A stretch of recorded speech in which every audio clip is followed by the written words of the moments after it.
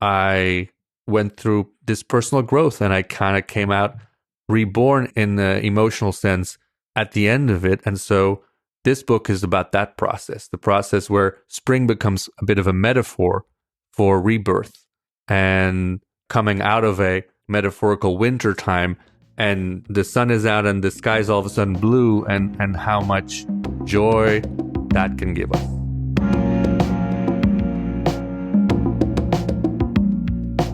Welcome to Subtext and Discourse Art World Podcast, demystifying the industry through interviews with artists, curators, gallerists, collectors, and other contributors to the field.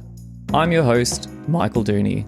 In today's episode, I'm speaking with Amsterdam-based photographer, creative director, and curator Wesley Verhoeve. Wesley shares his curious path to photography, which includes relocating to New York and more than a decade working in the music industry, how his creative process has evolved over time, and starting his newsletter, Process, which was actually the first photography newsletter on Substack. We also speak about Wesley's new book, Notice Journal Volume 1, which is currently in pre-order and will be in stores from the 26th of November, 2024. The podcast is now being published at fortnightly intervals, so please subscribe via Apple Podcasts, Spotify, or your favourite podcast platform so you don't miss the latest episode. Now, without further ado, I hope you enjoy my conversation with Wesley Verhoeve. Wesley Verhoeve? I hope I'm saying your name correctly. Yeah, that's very good. Thanks for joining me on the podcast. I want to mention to everybody that we met on Threads. Oh, wow, that's true. I think when people think, oh, social media, it's bad and everything, but if you do it the right way, you can make some good connections. Back in the early days, I made a lot of friends that are still my friends to this day on Twitter before it became what it became. And then, of course, Instagram a bit too. But yeah, I think you're my first Threads friend that I've met in person. Yeah, well, I think when I saw what you were writing about, and then I guess when I read your newsletter, I was intending on reaching out to you anyway, but then you beat me to it and you interviewed me about something I'd written, which was really kind of you. So we wrote about 6 tips for artists for portfolio reviews. There's a few different things I'd like to talk to you about, but I thought rather than diving straight into it, how long have you been a photographer for? Because you weren't always based in Amsterdam and you weren't always a photographer, were you? That's right. I did not enter the world with a rangefinder in my hand.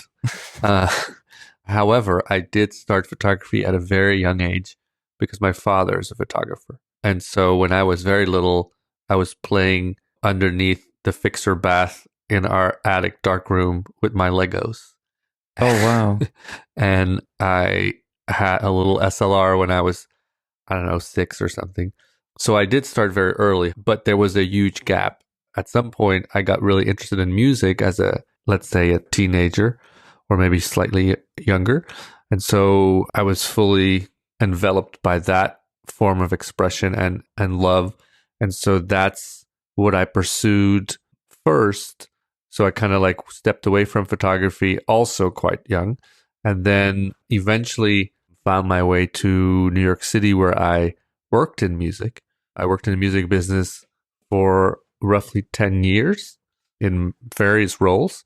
And then once I got what nowadays probably would be called a burnout, once I got a bit fed up with certain things about the music business, I kind of accidentally rolled back into photography, which I can tell you how to happen. I was living in New York, and I was only really living in New York, meaning I didn't really take the time to travel much, except for LA, New York, London, because that's where music was going on. And at the time, many people were leaving New York because there's always waves of people coming, waves of people going, because they age out of New York or financially it's not doable anymore. And this was a time around 2012, 2013, when a lot of my friends were moving out of New York. And at the same time, I was a bit fed up with music. And so I was running my own record label at the time. And I decided to switch strategies and make it a catalog label rather than an active label. And a catalog label, that just means that you have in the past released a catalog of music and you focus on that music rather than making more music and marketing and all that kind of stuff. So I reduced my company to a catalog label. which freed up all my time. And I decided, well, I've only spent all my time in New York. Why don't I go to these other cities across the United States that some of my friends are moving to? So, for example, Nashville or Detroit or New Orleans. As I started doing that, I would just go work out of a coffee shop with my laptop in those other cities, because I might as well do that when I'm also just working out of a coffee shop in Brooklyn. And I would see my friends in these other cities, and I would sort of explore the creative community of these cities. And because I had a camera with me, if I would meet an interesting creative person, I would take their portrait, talk to them a bit about, hey, so why do you live in Charleston, South Carolina, and not in New York or LA, the perceived centers of culture at the time? The first two cities I did that with were Portland, Oregon, and Seattle, Washington. And then the third city was Charleston, South Carolina. And that's where it all kind of got a bit out of hand. I met on my first day there. I would go to each of these cities, and there's 12 cities in total. I would go to each of these cities for about a week. And on the first day, I would pick out my cafe of that week that I would go back to every day to do my little work on my laptop. And then in the afternoon, I would start walking around. And so the first day I was in Charleston, I met this barista, Derek, and he took one look at me and he was like, you are not from here, are you? And obviously I wasn't. I looked like some sort of Brooklyn hipster. And so we got talking. He asked why I was there. I told him what I just told you. And then he said, oh, I'm going to take care of you. And in that week that I was in Charleston, I photographed and interviewed nearly 50 creative people. And that's when everything changed. In Portland and in Seattle, I'd done like 3 or 4. Yeah, wow. And so when I was doing that, I was feeling more alive and more fulfilled and more excited than I had in a long time with music, which I've also felt very amazing about for many years. But at the end, I just wasn't. And so I decided, wow, this is so cool. I want to, I can't have 3 people in Portland and 35 in Charleston. So I'm going to go back to these other 2 cities and I'm going to try to do this as a project, which happened. And then it went a bit viral. And then it got sponsored, and I did it for 12 cities. It was quite a big project with about 600 creatives across these 12 cities that I took portraits of and wrote about. And then people started contacting me. Hey, we like this project. We like these photos. Could you also take these kinds of photos of our customers or our employees or whatever? And so eventually, over the course of maybe from start of that project to the next moment, maybe 2.5, 3 years later, I realized I was doing more photo work than I was doing music work. And I realized, oh, I guess I'm a professional photographer now. And I just went with that. Wow. And that was the one of many project? That's right. Yeah, crazy. Because I was going to ask, like, when did you decide then, okay, I don't need to do music anymore. I can just concentrate on photography. But I suppose it's when the work that you had coming in from the photographic side overtook what you were doing musically, maybe. Yeah, that's exactly right. And similar to how it was never my plan to work in music, it just kind of happened. It was never my plan to be a photographer either, but it happened. And of course, I'm very pleased with both of those things happening, but they were not planned out. You didn't plan to get into music? No, because the reason that I got into music was because it was really avoiding other things. I have 2 business degrees, including an MBA. And if you get your MBA where I got my MBA, you're basically prepared for working at let's say a company like McKinsey, which is a consulting company. And I was basically trained for that. And towards the very end of my education, which I tremendously enjoyed this education, I started interviewing with companies like that. And I realized I would not like this at all. But then, of course, I'd done several years of education being trained for this. And I realized, what am I going to tell my parents about saying no to these job offers in this field straight out of college? And I had been to New York a few months previous to having to make this decision. And I really fell in love with New York. And so I got in touch with the one woman that I met in New York. She was the girlfriend, when I met her, of a musician that I went to go see, like a tiny singer-songwriter at a small club. But we kept in touch because I really liked her boyfriend's music. And she worked at a record label. And I asked her if she could introduce me to the internship person at the record label, which she did. And then they offered me an internship. And then 2 weeks later, I moved to New York to be an unpaid intern instead of a well-paid consultant. And so just to buy myself some time, because I was like, well, what am I supposed to do now? I don't like this line of work at all, turns out. Yeah, And so wow. then I did enjoy working in music, so I ended up doing that. Crazy. I was going to ask if it was something that your parents did, but I guess knowing now what you studied, it makes sense. Because I think even looking through your newsletter and a lot of the things you've done, there is a very, let's say, entrepreneurial spirit to a lot of how you operate. And I guess if you went and did 2 degrees in business and... Yeah, it might have some resonance there, yeah. But were you, I guess you must have been a musician yourself, though, like if you played an instrument or you wrote songs and did things. I wasn't when I moved to, well, I was a very amateurish guitar player when I moved to New York, but I ended up becoming a musician as part of the process. Because when I enjoy something, everything else goes away and I get super obsessed with that thing. And so I ended up becoming a songwriter for several like television shows, and I produced dozens of albums for other bands. And I was also in a band myself that did quite well. So I became a musician. But again, that was not the plan at all. Yeah, nice. So the reason I'm asking a lot, because I used to be in a band and I used to do a lot with music as well, but it was only ever on the side. I had the corporate job, like working for engineers and designing buildings and things. But cool. I would be writing songs, promoting our shows, looking for other bands that we could play with and things like that. So it resonates with me. So that's why I'm like, oh, tell me more about this, because it's really... I can see myself in that. Like, it's really exciting. Yeah, totally. Yeah, I saw the place I worked at originally, my internship was at Verve Records. I don't know if you're familiar with that.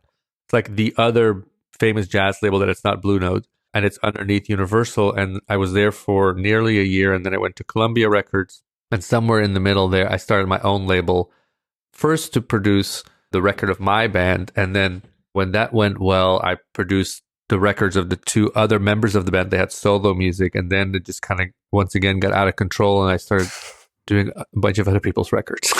Yeah, wow. It's such a nice story. So after then this one of many project, was it more or less just sort of following your intuition to see where photography would take you? More even than that, following my curiosity. I wasn't thinking about where photography was taking me. I was just thinking about meeting all these interesting people.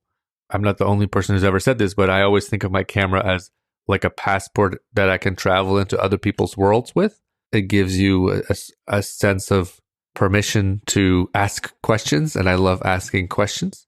So I was just doing it because it was fun and because I really like meeting these interesting creative people. And were you still then based in New York, or you were traveling around? I was based in New York, yeah. I would just go to these other cities for a week at a time. I guess then through your photography, because I suppose your official title on your website is photographer, creative director, and curator, you started curating for the International Center of Photography. I did, but previous to that, I was curating for, in a very different sense, for WeTransfer. Oh, okay. I was their first North American visual arts curator, for their big splash pages with art. They dedicated about 5% of their advertising platform to art, and I got to curate thousands of people over the course of several years. Wow, how did that come about? Well, because they saw one of many. Oh, okay, yeah. They were like, wow, you know a lot of creative people in all these other parts of the world that we don't really have any connection to, etc. Wow, so that, I guess, viral, for want of a better word, project opened up a lot of doors then for you, really. Oh, yeah, it absolutely did, yeah. It brought me everything, really. It brought me my first paying clients. It brought me that WeTransfer gig. And actually, in the end, it also brought me the ICP gig. Really? Which came after WeTransfer, yeah. Because they had also seen that project. And of course, that project wasn't only about photography, whereas ICP, International Center of Photography, is only about photography. But they saw, that project just led to me having accidentally developed a massive network of kind, interesting, creative people all around, first the United States and then the world. And that is a valuable asset for someone, for companies that want to reach other people. Absolutely. So tell me about the ICP project that you worked on. ICP first approached me for just like a cup of coffee and a brainstorm because they wanted to, they're a very established institution. Yeah, they celebrated 50 years recently. Yeah, and they are, which for the United States is very old. And they pride themselves in being the premier photography institution in the United States. And that encapsulates both a museum as well as a school, an academy for photography, where the school, of course, was populated mostly by younger people the museum, like many museums, had trouble reaching a younger demographic and a more diverse demographic, geographically speaking, diverse demographic, because they have been so established that their audience was mostly people who, at this point, were older and wealthy, which is great for the museum because they donate, but it wasn't quite as vibrant on the bottom end of their audience, age-wise and geography-wise, because they were very New York City-centric. So during this coffee, they asked me if I would have any ideas for them to bring in other people as an audience. And I did have an idea. And so I told them about it. I went home, I wrote it out, I told them about it, and they liked it very much. And then they asked if I would lead it for them as well, produce it and curate it. And so after we kind of negotiated what that would look like, I very happily said yes. And I ended up curating nearly 100 exhibitions for them. And that would be over 300 photographers in total, because some of them were group exhibitions. And those 300 plus photographers came from 53 different countries in the end. So it really succeeded in that mission. Yeah, absolutely. And is the project that you're doing with WIHH Gallery in Amsterdam, is that like a continuation of that, or is it a similar? It's similar to that. The project that I did for ICP was called ICP Projected. My latest incarnation of it is called Process Projected, after my newsletter. And it's basically the same concept, but in a different location. Yeah. You just mentioned your newsletter. Is it called a Substack or a newsletter? I call it a newsletter because Substack is a platform, and, I'm not giving you my Gmail either. I'm giving you my email. That's a good point. When did you decide to start a newsletter? I wanted to for quite a while before I actually ended up doing so. But at the time when I started looking into it, the tools that were available were more in the MailChimp range of things, which is a wonderful email platform if you're trying to market things. But for my ADHD brain, it's a very overwhelming platform to be inside of. So when Substack launched, that one is so easy and so simple. There's really nothing to it. It's like writing an email. And so once I found a fit with a piece of software that I could use, I was like, okay, now we're going to finally make this leap and do this newsletter. And the reason I wanted to do a newsletter is because I was frustrated with social media and the limitations that it puts on us as photographers. Even something as simple as noticing that you start taking more and more of your photos in a portrait orientation and fewer on a landscape orientation, because landscape images don't do well on Instagram, for example. These are not conscious choices, but I started to notice it was influencing me, and I didn't like that. Then there's the whole algorithm bit, which has gotten worse since, where only small percentages of the people who have chosen to follow your work get to actually see it. I thought, it's a much more direct relationship if we cut out the middleman and we just make it a newsletter. So I did. And also because I have so many stories to tell of what happens behind the photo, you can only write a caption so long on a phone. Yeah. So for those reasons, I thought it would be fun to start a newsletter. Also, in part, inspired by my friend Craig Mott, who has a long-running newsletter. He's a writer who also takes photos, whereas I would describe myself as a photographer who also writes. I've been a subscriber of his for many years, and that also was a part of the inspiration. Yeah, definitely the last couple of years, newsletters seem to have exploded as the way to go. Yeah, mine was the first photography newsletter on the Substack platform. Oh, really? Yeah, because that was very early, which never really happens. I'm never really early on anything. Because for a long time, I thought Substack was something like GitHub. I thought it was a tech thing. I didn't know for a long time. It comes from a tech place for sure. It comes very much out of San Francisco. That's why I know about it, because there was a 2-year period where I spent half of my time in New York City and the other half in San Francisco, because some of my friends had moved there and a lot of my clients were in San Francisco. So I did the 50-50 split, and that ended up with me being a bit more tapped into these things popping up. And so that's why I was quite early. Oh, good. Because I noticed that you launched it in 2019, but you launched it before Corona, didn't you? Yes. But when I launched it, I think between the first and second issue, there might have been like a few months, and between the second and third issue, maybe another month. Like it wasn't very regular at the very beginning. I was trying to still find my footing. And at some point, relatively early on, well, the intention was always for it to be weekly. I just couldn't get my discipline in the right place. And then at some point, I finally got into a groove with it, and I was able to put it in a weekly schedule. Oh, nice. How far in advance do you write them? Do you like write them on Monday, ready for publishing on the weekend, or? I mean, sometimes I write them on Sunday, publishing on Sunday. But that's more of a result of the aforementioned ADHD. Okay. Yeah. I try to, my hope and attempt is to get it done by Friday. I often start on Monday by just outlining it, but there's so much else going on at the moment. And sometimes I also have to wait until later in the week because the thing I'm writing about, especially currently, because I'm writing about making books, I have to wait for the thing to happen so I can take a picture of it and talk about it. Like, for example, today, which is Friday, I went to the printer of my book, and this is going to be boring for people who listen to this on audio only, but I'm holding up 2 pieces of thread for Michael to see. They're a red and a blue thread because I went to the printer today to pick out the thread that my book will be bound with. I needed to be very specific with the colors, and so I know I'm going to talk about that on Sunday, but it only just happened today on Friday, so I couldn't really write much, until now. Of course, yeah. Well, before we get to that book, through COVID, you made your first book, didn't you? Yes. And that one was called Notice. That's right. And how did that one come about? Because the work in that, I feel, is quite different from your usual kind of editorial, reportage, portraiture work. Yeah, I would have to agree with you. Well, what happened was, previous to COVID, for about a 2-year period, I was living nomadically. So I would do 3 months at a time in a different city, like Tokyo, Mexico City, Berlin, Buenos Aires, places like that. And then Vancouver was up next. So I went to Vancouver.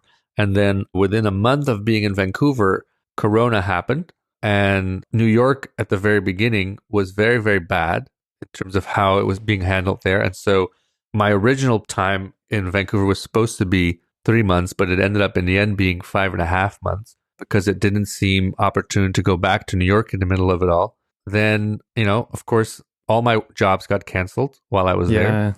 I couldn't really do much of anything because I'm a photographer. I need to be in a place. And up until that point, all these other trips, my modus operandi was I would go to the busiest part of the city. I would run around, spot interesting people, start a conversation, ask if I can take their portrait, and build projects around that. Well, now it was COVID. Not only was I in Vancouver, a relatively quiet city, I was in a suburb of Vancouver where there was really nothing going on. And I would have probably, previous to this experience, described as very boring.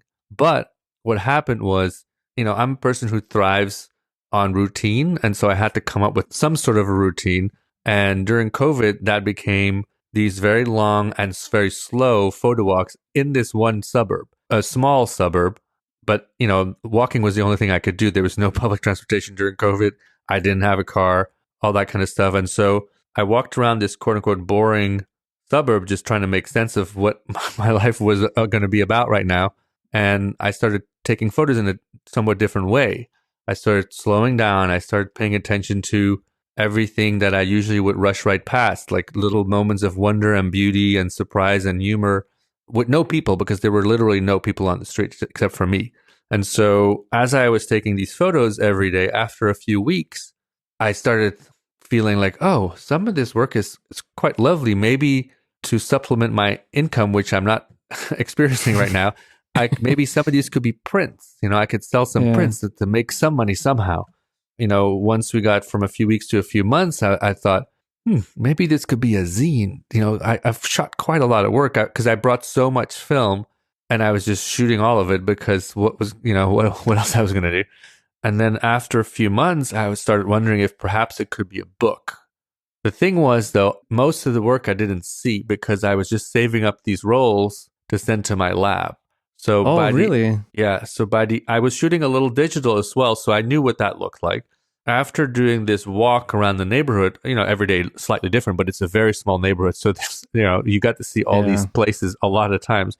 I did that for 123 days in a row, which through the magic of my iPhone, I learned was 1 point something million steps or 1,223 kilometers of walking. I amassed a body of work that was about 35,000 photos. Wow, crazy. By the end, when I was leaving Vancouver, I had this like 7-pound bag of film that I sent to my lab in New York. And once I started getting those back, I thought, I think this could be a book.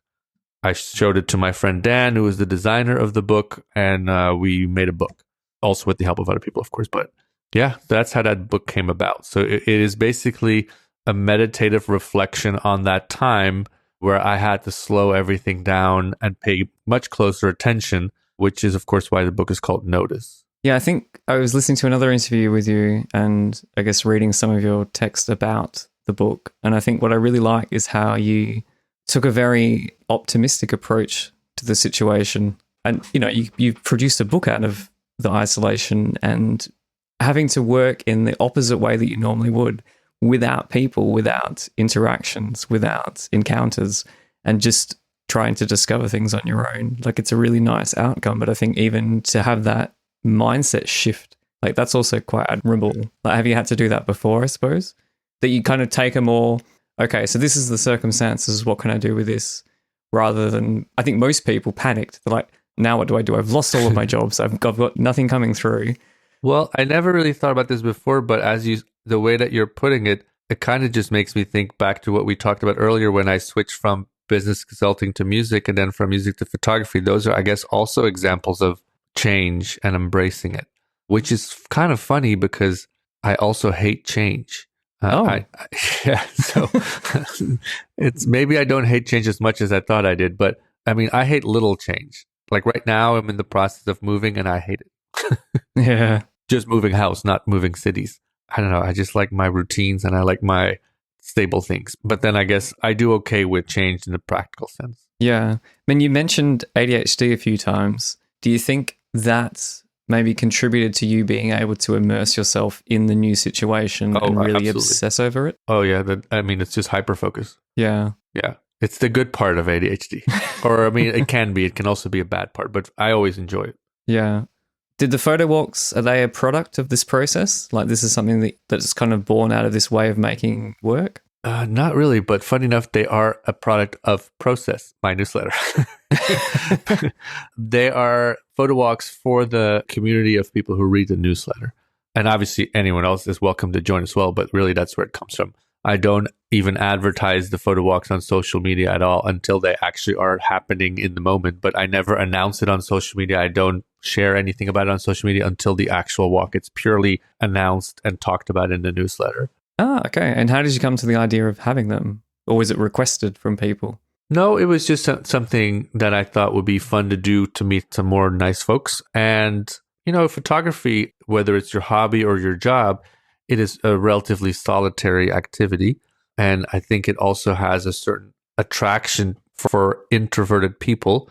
Not all photographers are introverted, but I would say quite a few are. And so if you come up with a nice excuse to come together and be together and get to nerd out together about cameras or for whatever, that's great. Why not do that? So I did it a few times in Amsterdam. It was always really fun. And there's, of course, also many other people who host photo walks, including a really nice group here in Amsterdam called the Amsterdam Analog Club, or Analog Club Amsterdam is really the name. I've hosted ones with them before as well. As my newsletter audience grew and I saw it grow in certain places, I thought, well, it'd be so fun to go on a little process tour and do these photo walks in other places. So I just recently did one in Berlin, unfortunately, when you were away. And then now in Madrid, and then the next two are London and Paris in November. Oh, cool. Oh, you'd be going during Paris Photo. That's right. Well, let's talk about your new book then, because one of the things that drew me to your newsletter initially was that you were sharing your process for how you're making the Notice Journal Volume 1. Yeah. And when I looked through your newsletter, I saw that this project kind of started with the 30 Days of Walking in Amsterdam in April 2022, which was part of a commission, I think. Originally, it was part of a commission, but then it took a totally different form afterwards. I wanted to work on something where the first book was about Vancouver, where I spent all that time, I wanted to do something about Amsterdam. And I found Amsterdam quite hard to photograph because it is very beautiful, but it feels like every photo is like a photo that's been taken a million times before. However, with enough time and with enough dedication to my notice type process, I was able to find my flow here as well. And so all the photos in this book are taken in Amsterdam, but you may not even know that by looking at them. Yeah. Because they are about small still lives that you find if you're paying very close attention in certain areas. And I was able to integrate, certain architectural textures. And we're in Vancouver, a lot of it was nature adjacent because there's so much nature there. In Amsterdam, it's more about the shapes and the light. Yeah, it started in the springtime of 2022 as part of a commission project, but then I ended up, I guess, morphing the meaning of the project and shooting a subsequent 2 more spring seasons. So spring season of 2023 and 2024. And as I was going through that process of making it, I realized that the process of making the work, where in Vancouver it was a meditation process, here it was more of a therapeutic process. Starting in the springtime of 2022, I started to go through a couple of big life changes. And I realized, not in the moment, but in hindsight, that I was processing those changes through these solitary photo walks that I was taking, where I was getting outside of my own head and more in the world, paying close attention to what was around me rather than what was inside of me. And as I moved further away from that first spring, I went through this personal growth, and I kind of came out reborn in the emotional sense at the end of it. And so this book is about that process, the process where spring becomes a bit of a metaphor for rebirth and coming out of a metaphorical winter time, and the sun is out and the sky is all of a sudden blue, and how much joy that can give us. Yeah. Because there's a quote you have in the book: the shadow will be behind you if you walk into the light. Yes, that's the subtitle of the book. It's unclear who first wrote it, but it is on the side of a building in Rochester, New York. I've always liked how it felt. Yeah. And so I thought that it really applied to the process that I just described. And I thought it would be nice as a subtitle for this book. Yeah, definitely. Well, I guess it's very personal and close to you, so you don't have to divulge what it is. Well, but I think we can all, everybody goes through things, whether it's a breakup or a job loss, a death in the family, we all go through all these things. So it's not even really important what the specific is, because everybody can go through something like this. Yeah. I mean, would it be a visual representation of a kind of grief, of letting something go? I think maybe in the beginning, grief, but really more so the process after grief. So the process where you rediscover the beauty and where you rediscover yourself through your own eyes again, as you kind of like become this new version of yourself. So yeah, it's almost like it's just right after grief. Ah, okay, yeah. Interesting. Something else I noticed with this book is the number of constraints that you put on yourself to make this one. So with the first book, you used multiple cameras, color, black and white. There was a bit more, I guess, freedom of choice there. Whereas this one, you had very strict parameters that you were working within. Do you want to talk a bit about your process and the reason for doing that? Yes. Because I wasn't aware of the fact that I was making a book with the previous one, I didn't have any constraints, except, of course, for the massive constraint that all I could do was walk around this neighborhood. but yes, it was a huge constraint. Yeah, there's that one. But there wasn't any, I used many different cameras, many different rolls of like stocks of film, even many different digital cameras. And so what happened with that book is that I made the work relatively unbridled. I was doing, what was coming to me. I was, of course, pursuing this process of noticing. That was definitely like a constraint, but only in the editing part of that book. Once I got all the pictures developed finally, and I made a selection of several hundred, and I did test prints and I put them out on the floor. In that process, I started noticing some photos really wanted to be together, even though they were taken weeks or months apart and in different parts of the neighborhood. I found all these photos that were echoing into other photos. And so in the process of making that book, what I ended up doing is creating a book of diptychs where the left page of the book and the right page of the book are images that in some sort of way echo, sometimes in a very subtle way that maybe no one even notices, other times relatively obvious.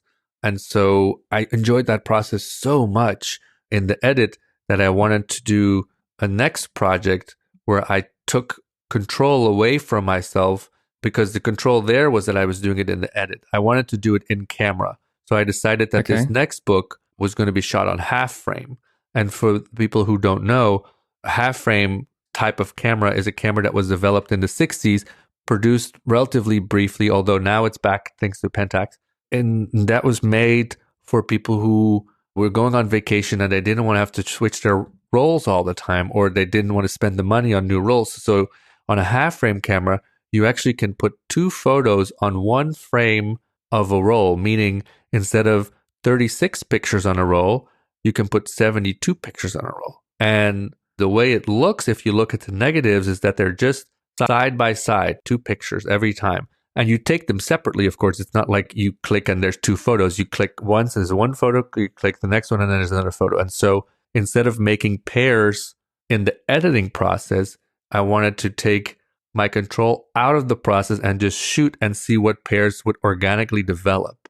And so once I got those scans back, I got to experience the joy of finding pairs that echoed with each other that I was not necessarily aware of at the moment of shooting them.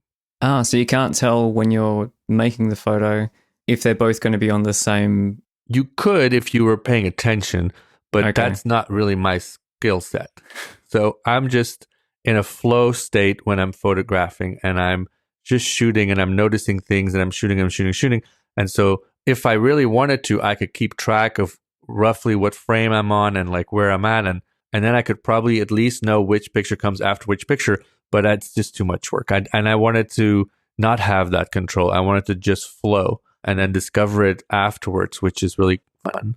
Yeah. And for this, you're also only shooting in black and white, aren't you? Yes. Almost entirely on one film stock, on Double X, which is a cinema film made by Kodak, and you can bulk roll it yourself, or in my case, my friend Tim bulk rolls it for me. And then I also shot one other roll that I ended up having 2 photos from in the book. So it's almost entirely Double X. I'd never heard of this film before, but I guess it's cinema film. Why did you select this one? Oh, it's just very pretty and it's much cheaper. Ah, right, for bulk rolling. Yeah, it's bulk rolls. So, a roll can be more in the, let's say, 6 to 7 euro range rather than a roll of Tri-X, which Tri-X comes after Double X, as you can imagine. Double X, Tri-X. Ah, yeah. And it's relatively similar, but it has a different grain, I would say. But it's lovely. Double X, you've seen it a million times before because, for example, Schindler's List was shot on Double X. Raging Bull by Scorsese was shot on Double X. So it's a very old but still produced cinema film. And it's just lovely. And these days it's it's only made by Kodak, but there's other brands who kind of put it in their packaging, like Cinestill and a bunch of other companies. They sell Double X. I use my friend's bulk rolling little company. Oh, nice. Yeah.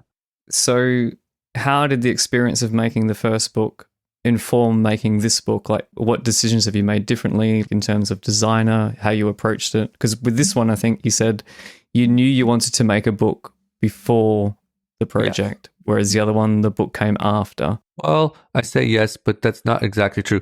When I was doing the original part in 2022, I didn't know I was going to make a book. But then as I continued with it, I realized, I'm making a book.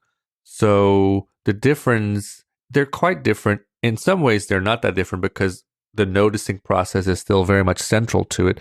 But in terms of the format of the book, it's quite different. Notice is a very classic photo book. It's hardcover, it's linen bound, it has an inset on the cover with an image. It's just a very classic monograph. I really very much enjoyed the process of making that book with my friend Dan, but it takes a lot of time. It takes a lot of time, It takes a lot of money, and it's super satisfying at the end. But I like working fast. And so I wanted to come up with a way to make a book that in the end still took me forever, but that I can at least, this book, as you said, it's called Notice Journal Volume 1 because it's the first in a series. In a Yeah. series that I hope doesn't stop until either I die or no one wants one anymore. But I'm hoping to do, one through forever because Oh, I really? love working in series and I love libraries of books. And so this book specifically, this new one, is designed so that all subsequent following books in this series will be the same exact size and ratio and materials, but they will just have a different color cover. Of course, the content will be different, the insides of the book will be different, but they will follow the overarching theme of slowing down and finding beauty and surprise in our immediate surroundings if we just pay attention closely. It's just going to mean something different every time. So for volume 1, it's about the therapeutic part that we talked about and processing personal feelings. But another volume could be, for example, portraits that I've taken on the street all over the world of interesting people that I've had a conversation with. That's also a form of noticing. But it could also be, one thing that I'm thinking of for the future is that I'd love to do a book about my two grandfathers who are both, inside of me, but they're very different people. One is a career military man, one is an art painter. And so there's an interesting story there that I'm still learning about. So within the constraint of the notice concept, it's quite broad of what I can do. Yeah. And so each volume will be a different topic, but still underneath that umbrella. And so that makes me very excited because that means I have a format, I have fonts, I have materials, so I don't have to do that again for this series. And I can produce books a little bit more quickly and inside of a series that is fun to follow along. Because what I want to do is slowly build a little library of books within this series. Yeah, absolutely. And it's almost a bit like, I think one of your posts was talking about keeping a photo diary. And this is almost like a photo library, but rather than it being an album, it's almost sort of different expressions or different experiences encapsulated in different volumes of this was a period of my life, or this is a topic that really resonates with me. And this is one piece of it and this is another piece of it. And then I guess if you are going to continue it until your death, as you say, then you will have like quite a volume or quite a vast anthology really of images. Yeah, that's the plan. Awesome. But of course, as they say, God laughs at us when we make a plan. So this is my little plan. And this is the first book in that series. And I'm super excited about it. And I'm already in my mind working on the next 2 or 3, but just because it's so, for me, it's very stimulating to place something inside of a framework. And this is a framework. Yeah, definitely. No, I think hopefully people listening as well can be inspired for their own projects to think, maybe if I build myself a structure and I set something up, then I don't have to maybe get lost in these details, because once they're fixed and set, then that's it. I can just produce a work, put it into this, almost like this compartment, and then see where the different projects, the different images, where they all fit and how you can kind of organize them. Yeah, and it's also this format for me. You asked what the difference was, where the first book is that formal monograph. This book allows me to be a bit more playful with the design and with the insides. So, for example, it allowed me to ask a few really interesting, accomplished collaborators to contribute. So whereas obviously all the photos are mine, there's also a beautiful essay that was inspired by the theme that I talked about with processing these personal feelings by this wonderful author, Caroline Cala Donofrio.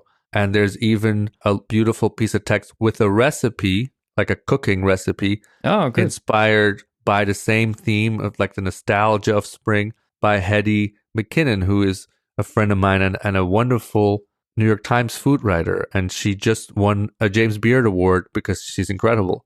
And, there's these other people that I can involve. And it's really fun to think that in each volume, I can have a different author that I admire contribute an essay that speaks to the theme that I've been working on, and a different chef or food writer that contributes a different recipe every time. I think it's it's just so much fun. You don't see that in your average formal monograph, but with this format, I can do that. Yeah, definitely. No, really exciting. So first of all, I guess volume 1 is ready soon, or you can pre-order it. Is that correct? October 20th, so 9 days from today, the pre-order will open. And November 25th or so, it'll ship. And where do people order it from? From my website, wesley.co. Amazing. I guess the best place for people to find you probably is your Substack newsletter, really, to subscribe, follow along. Yeah, especially if you're interested in making books yourself or zines. Like you said, I've been documenting every step of the making of this book, just like I did with the last book. And so people are finding it really fun to follow along with the process and then also apply it to their own work. And that will keep going. You know, that's every Sunday, 1 p.m. Central European time, there's a new issue. I noticed that you also do mentoring and workshops. So do you offer that for people that are making their own books, or just is that for anything? I mean, books is one of them, but it's also, sometimes it's more about people who are having trouble honing in what their voice is, their visual voice. That's a process that I can help with and I find very satisfying to help with as well. Sometimes people would like to make a zine or a project, doesn't have to be in a book form, and they have shot work or they just have an idea and they don't quite know how to go about it. They know what they want as the final result roughly, but they don't necessarily know what is the next step. Where do I even start? Because it is very confusing and complicated if you've never done it before. And then having curated so many exhibitions for ICP, you know, I've been lucky to build up this huge bit of experience in terms of guiding people through a project. And so that's one of the things that I do during the mentor sessions. Oh, amazing. Let's close with something completely unrelated. When we were trying to organize our call for the newsletter to talk about the portfolio reviews, we had to move the date. And I guess when I pressed you to say, why didn't the other time work? You said, oh, because I have my improv class. And I've done improv as well, actually. And I thought that was really funny that I guess we had this sort of music connection, photography connection, but we've also done improv. How did you get attracted to doing improv? Well, I've always been a fan of comedy, more so stand-up than improv in the past. You know, New York is a funny city. There's a lot of comedy that happens there. But I never really took, you know, I always kind of wanted to do an improv class. I just never allowed myself to do it because I was so focused on work. And then when I came to Amsterdam, again, it was COVID, so there was really nothing I could do. Plus, I didn't know anybody here. And so I thought, well, I might as well take an improv class now. There is both time and a need to meet some nice creative people. And so I started taking classes at a place called Boom Chicago, which is a theater here in Amsterdam, which is one of the few professional improv theaters in the world. And it's also a place that many people, our listeners might have heard of, have been trained and come out of. For example, Jordan Peele, who's now a famous movie director, Seth Meyers, who was SNL's head writer and now has his own talk show. The list goes on. It's very reputable and it was super fun. Yeah, I took kind of like a double, once again, an example of diving into something a bit too hard. There's like an academy that you can take actual courses at, and there's two different types of trajectories, short form and long form improv. We're not going to get into the nerdery of what that means, but I ended up doing both at the same time. And I completed both academies, and then I was cast onto the Boom Chicago House team, which I've now been on the cast there for 3 seasons. So, and then there's also like 2 other groups that I'm in nowadays. And so I perform quite regularly, and it's a really fun thing to do. It's in English, so it draws a really nice international crowd. And, you know, there's really nothing better, especially if you're going through a stressful time or life is a lot, to just take a couple hours to just laugh. You know, it's just, it's therapy, really. That's what it is. Yeah, I always say that the only 2 times I can really turn my brain off and actually be in the moment is when I'm taking photos, especially on these notice style walks. I'm very much in a flow, or if I'm on stage doing improv, because you simply can't afford to not be in the moment, because you have to pay attention to everything and listen very carefully so that you can, you know, say something that makes sense and respond. Yeah, absolutely. I mean, I've only done short form. I've seen other people do long form and it blows my mind. But I think definitely for being in the moment, and I think even for artists or any kind of creative people, I think what's most interesting about it for me is that it helps hone your intuition and that you can't overthink anything. You really just have to act in the moment because you don't have time to think, and you just have to go with whatever your gut is telling you. And the first thing that comes to mind, that's what you have to go with, and to trust that, and to yes and just to sort of follow and trust the process. And I think that's something that you can apply that to the most of life, really. So I think, Absolutely. but for me, that's something that's really nice that's come out of it. For me also, it helped. Sometimes I can be quite rigid, and improv will cure that. Because if you are rigid during improv, you're not going to have a good time. And so it helped me become a bit more flexible in moments, and not be upset when a plan changes all of a sudden or stuff like that, So I think it is, like you said, it's really a skill that is useful in life. I think everybody should take an improv class. It's just so much fun. And no, not everybody has to go crazy about it and like start performing all over the place. But if you just take it as a fun thing to do, then I really recommend it. Yeah, I'm the same. I totally agree. Well, thank you very much, Wesley. It's been really great to talk to you, to learn more about what you do. And I'm excited to see how your new book, evolves and becomes multiple volumes. In the show notes, I'll put in details of your website and your newsletter to make sure people can get onto that. And I look forward to a successful launch for you for your next venture. Thank you. It was really, really fun to talk to you. Thanks so much. I hope you enjoyed my interview with Wesley Verhoeve. You can pre-order his new book, Notice Journal Volume 1, from his website, wesley.co. The book will be available in stores on the 26th of November. You can also subscribe to his newsletter Process at wesley.substack.com. If you haven't already, please subscribe to Subtext and Discourse Artworld podcast wherever you consume your podcasts, or go on better and leave a rating and review of the show. Sharing with your friends who would also find this interesting helps promote the people I interview and the projects they're involved with. You can also find me on social media. These days I'm most active on Threads. Just check my link in bio in the show notes. That's all for now. Thanks again for tuning in. My name's Michael Dooney, and you've been listening to Subtext and Discourse.